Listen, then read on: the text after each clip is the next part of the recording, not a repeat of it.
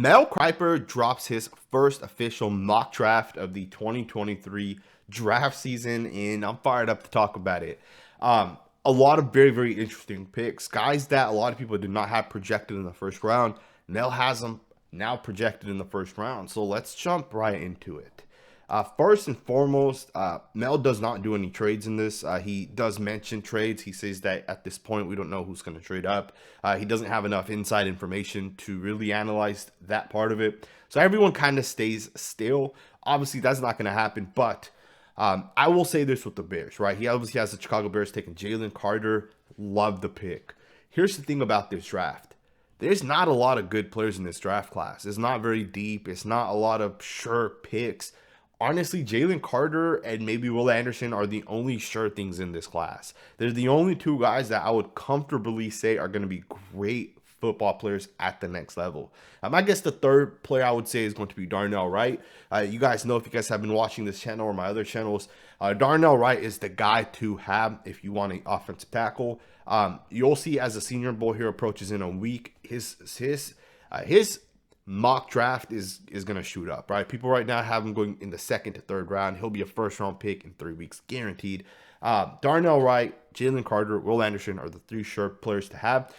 The Bears take Jalen Carter. I think they should just do it, man. I know some people are saying trade back, bring in more capital. And yeah, that's great and all, but you know, the Raiders made an interesting decision to move on from Khalil Mack. And they blew all those picks. And it's not that they didn't take who most people thought were the guys to be had at that pick. It's those guys just never panned out. And it wasn't just those guys. There was a lot of guys that ended up being not that good in those draft classes. And I think this one's very similar. Let's say the Bears do trade from 1 to, let's say, 9. Who are you going to take with 9 that you're 100% certain is going to be a good football player? Because I don't know if that exists in this class. Now, obviously, you can get first-round picks for the next couple of drafts, but I think the best thing for the Bears to do is just take Jalen Carter. Jalen Carter is a potential Hall of Fame football player. He changes the trajectory of your franchise because you will now have a D tackle for the next 12 to 15 years that is going to get pressures and sacks and do all those things at a top-tier level for a long time. Jalen Carter, love the pick. The Texans surprisingly don't take Bryce Young, and this one's kind of interesting because most people have Bryce Young as the number one quarterback. Even Mel Kiper technically doesn't have Bryce Young as his number one quarterback, or CJ Stroud. Mel Kiper actually has Will Levis as his number one quarterback, but yet he has CJ Stroud going number 2 to the Houston Texans. Very, very interesting. I can definitely see it. I don't agree with it. I'm taking Bryce Young number 1 right now. Number 3, Arizona Cardinals take Will Anderson. I think that's a pretty safe pick, right, if you're the Cardinals. The Colts take Bryce Young. If this somehow happens where the Colts stay at 4 and they end up getting Bryce Young, I'd be very surprised. Between people potentially trading up, between teams jumping out and taking that first or third pick, I find it hard to believe that the Colts will end up getting Bryce Young, but if it happens, man, that you know, I could definitely see a scenario in which that does happen, but kind of an interesting pick if you ask me. And then you got the Seattle Seahawks taking Will Levis. If you're a Seahawks fan watching this, what do you guys think about that? I know a lot of people have talked about it, and I've even made a video a couple days talking about it, about how Mel Kiper is pumping up Will Levis, and he may not be that good. I don't think Will Levis is not necessarily going to be a good quarterback. I think he has all the tools. And I think if he goes to the Seahawks especially, he'll be set up for success. Let's be honest. A quarterback is as good as his scheme and system, right? You look at, as an example, just this past week, when Patrick Mahomes went out, you get the backup quarterback to come in. The backup quarterback leads a 99-yard touchdown drive, right? That's the scheme and system, right? So again, the Seahawks have been known as a quarterback-friendly scheme. Will Levis, if he goes there, may have a lot of success. So kind of interesting with Levis at 5. 6, got the Detroit Lions, who have the Los Angeles Rams pick in that from that Jared Goff trade. They take defensive end Tyree Wilson. I love it. I think Wilson is going to be the third non-quarterback taken right after Carter and Will Anderson, obviously. So Tyree Wilson goes 6. Love it. Hate the Las Vegas Raiders Peter Skronsky pick. Absolutely hate it. I think it is a terrible pick. I don't think Peter Skronsky in the next 3 months is going to continue to be drafted as the number one quote unquote tackle.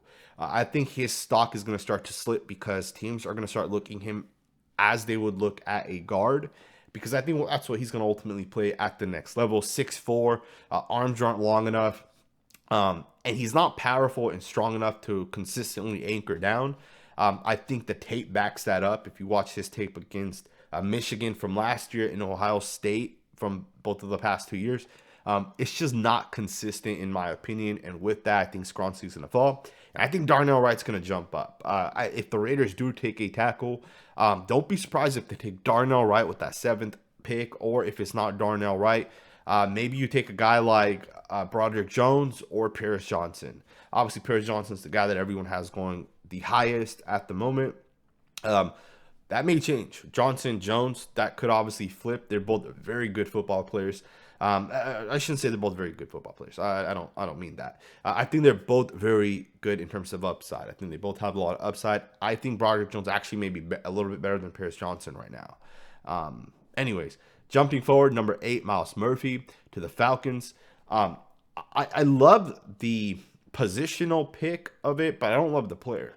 To me, Myles Murphy is not a top 18 pick. I would not take him in the top 10. Myles Murphy to me doesn't have, he's 6'4", so he's not a 6'6", 6'7" athlete. He's 6'4", so although he's quick, he's explosive. At 6'4", being the 8th overall pick, and that too, he doesn't have the hand-to-hand combat, the pass rush moves, the technique. I don't love it. Honestly, I don't like Myles Murphy. Now, the Falcons did take Arnold Ebiketie last year in the 2nd round. I think Ebiketie has all-pro potential. Came out of Penn State. Played with Micah Parsons, right, just the year before that. And he ended up winning the 2nd round. And I know that. I know for a fact that a good friend of mine, Brett Coleman, had Arnold Ebiketie as his number 1 defensive end coming out of last year's class. I did not even have Ebiketie on my radar until I watched that Brett Coleman video, and I thought this guy's a superstar football player. He's not an every down player yet, and I think he has to develop into that, get a little bit stronger, be able to take on those stronger tackles. But pass rush, the guy has it, and I think it should translate for him. We'll obviously see if that ends up happening this year. The Panthers take Anthony Richardson. They're going to sit back at number 9 and take Richardson. Now, I love this pick. I'm a big Anthony Richardson fan. One of the things that I do is I watch tape of all the quarterbacks, and Anthony Richardson was the quarterback I started with. I hit Will Levis, Bryce Young, and C.J. Stroud, Hendon Hooker. Watched a couple other guys. One guy actually went back to school this year, which is the Washington State quarterback. I think it's Cam. Can't remember his name. He went back to school, and in my opinion, his stock's gonna rise. Next year, he's a 1st-round pick, in my opinion. But Anthony Richardson is the quarterback that I loved in this class. In fact, if I could have one quarterback in this class, if it's not Bryce Young, it's Anthony Richardson. I would take him over the other guys. I think at 6'4", he is just as fast as Lamar Jackson, just as explosive.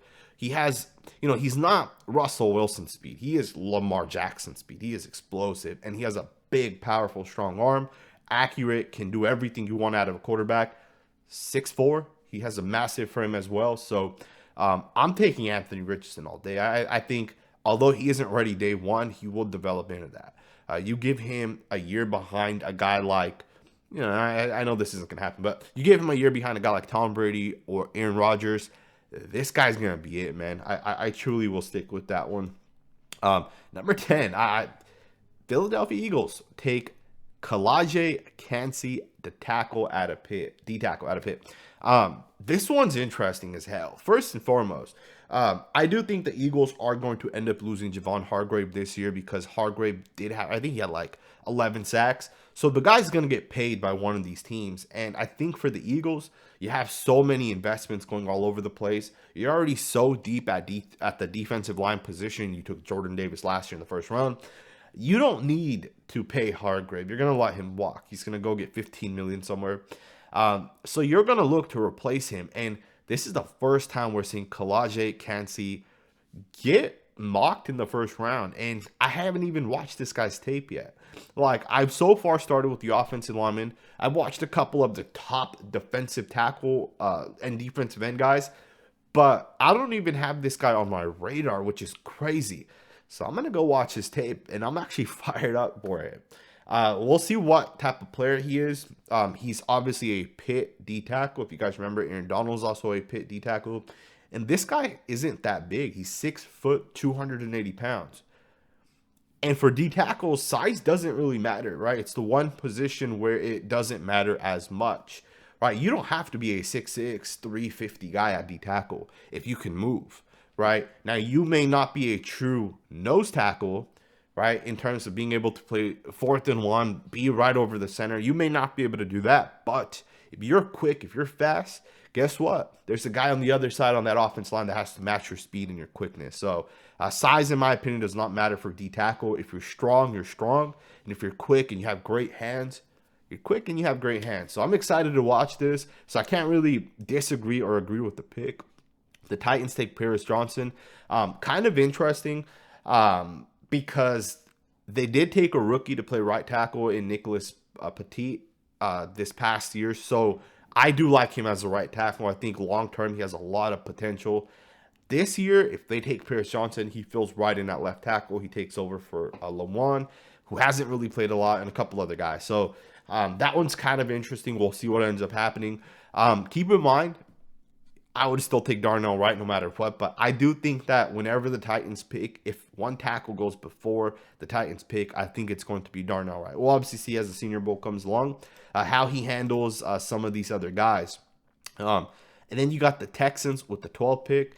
Take Lucas Van Ness. You know what's crazy? Iowa, for some reason, didn't even play this guy that often. Like, they literally had this guy, and he's a freak. Like, he's fast, he's quick, he's explosive, he's strong. Kind of reminds me of like a guy like J.J. Watt, and yet they barely played this guy, which is insane. But I love the pick, man. I think if there's a guy that goes in the first round that a lot of people don't have in the first round, that too in the top like half of the first round, he's the guy, in my opinion. The Jets take the first wide receiver at 13 in Jackson Smith-Njigba. Love it. My number one wide receiver, I've talked about it. I don't know how some people don't have him as a first 2-round guy. I forget who it was, but yesterday I saw on Twitter, someone said that there's scouts and general managers that have this guy with a 3rd-round grade, which is very, very, very insane in my opinion. The Patriots take the first cornerback, who is Devin Witherspoon.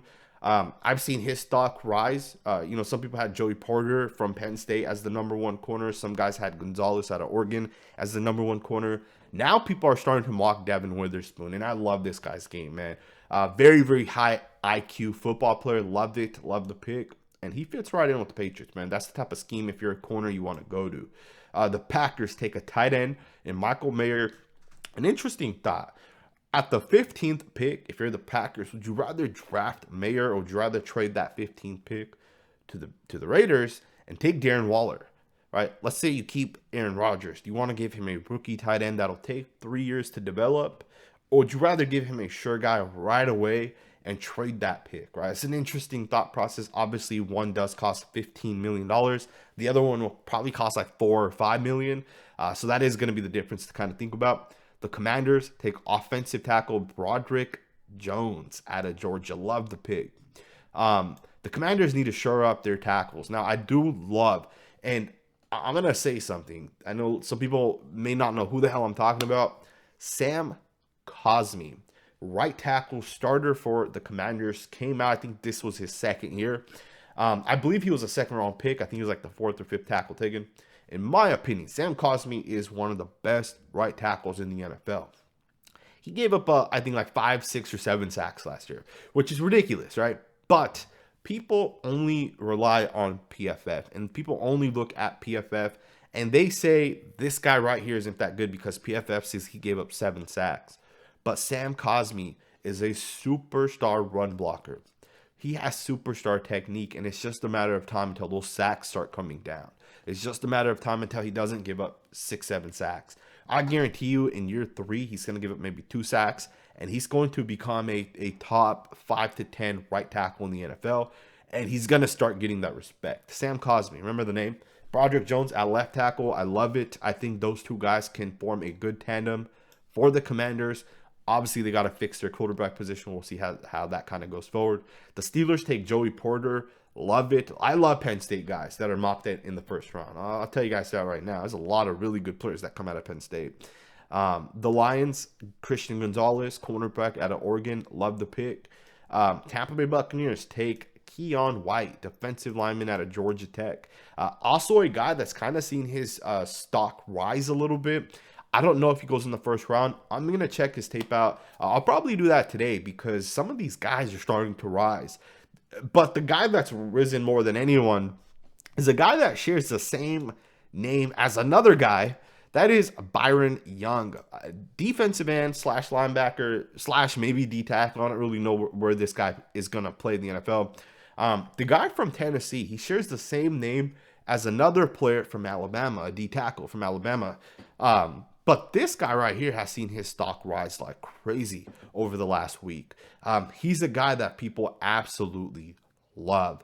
And I said he's a D tackle. He's technically not a D tackle, although he is listed as a D tackle in some of the mock drafts. I think people get him confused with the other Alabama guy. I think he's like 250. I think he's really going to be an edge player, although he can play in the inside as like the 4-eye 5 technique, right? I think he can definitely play that. But he's a guy, man, that I think has a lot of upside. He's strong, super, super, super strong.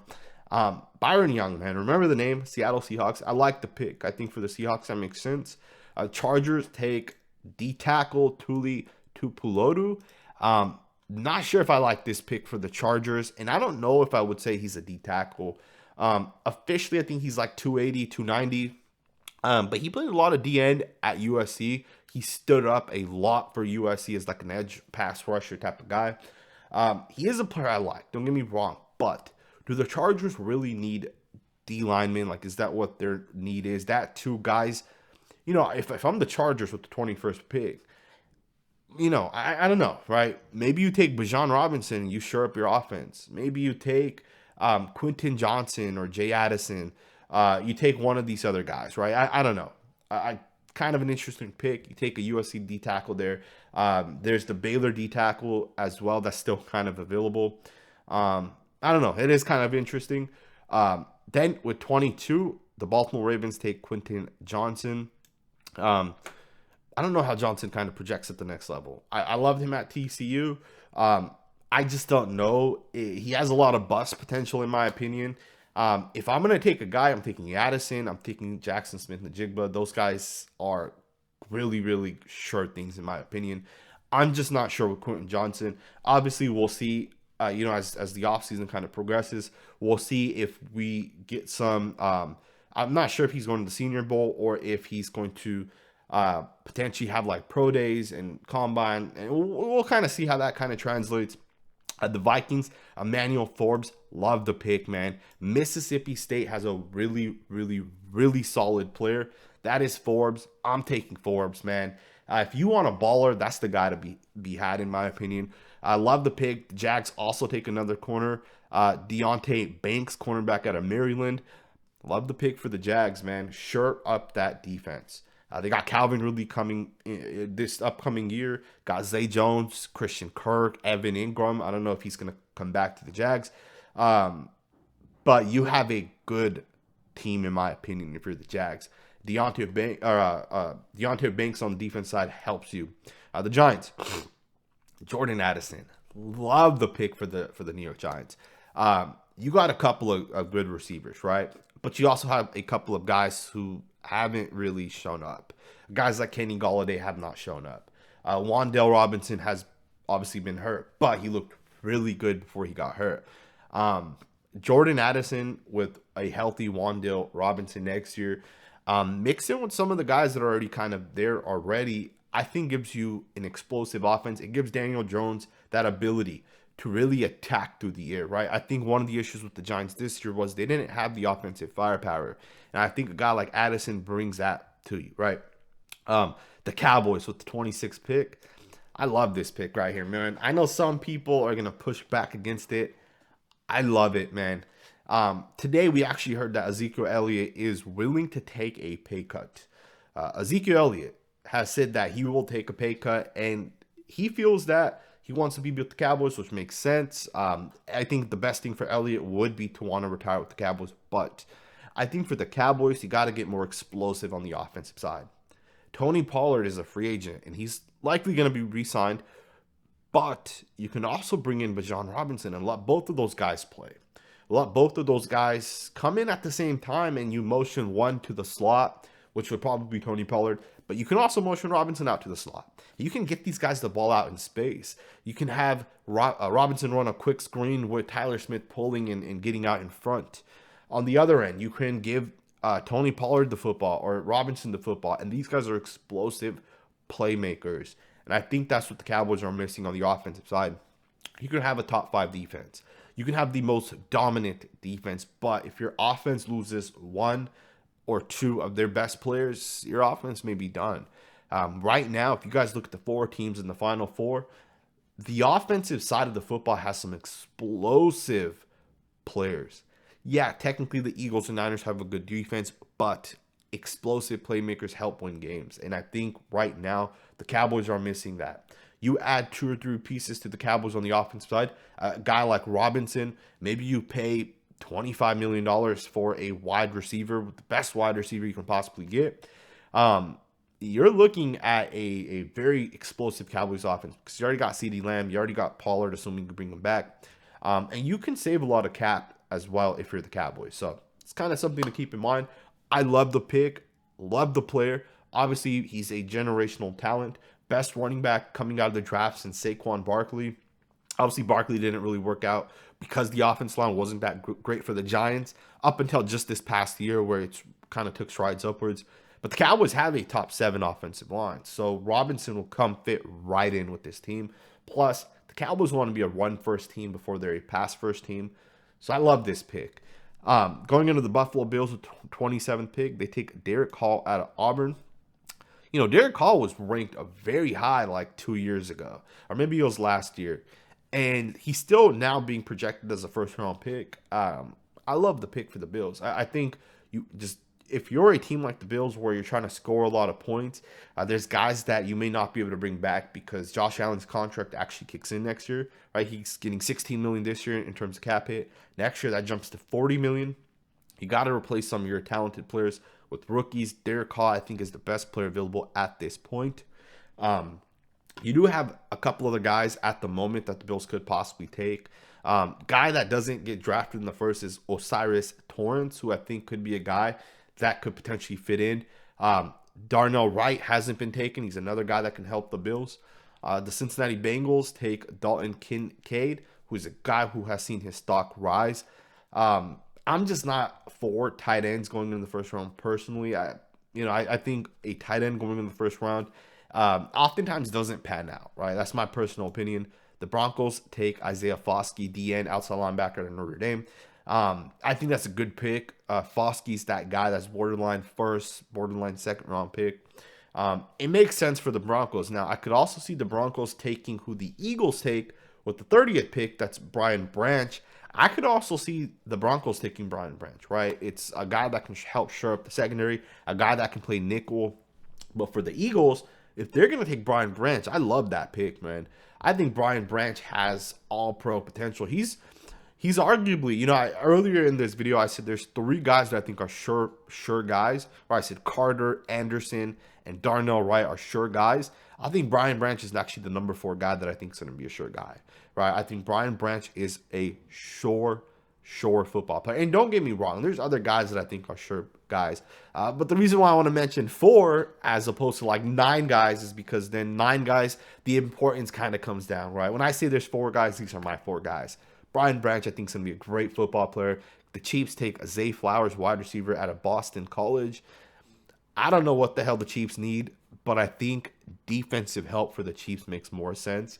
If the Chiefs don't get past the Bengals, if they do get into the Super Bowl and they lose to the Eagles or Niners, it's going to be because their defense was not able to stop anyone, right? A powerful offense in the Eagles, Niners, or Bengals. In my opinion, I don't know if the Chiefs are ready to win the Super Bowl this year. Yeah, they won this past week, and yeah, they're in the conference. They're in the championship game, and they're in the championship game by only winning one game, right, against the Jags. So it's not like they won 2 games already. Either way, interesting. Let me know what you guys think. Thumbs up, subscribe, and I'll see you guys next time with another video.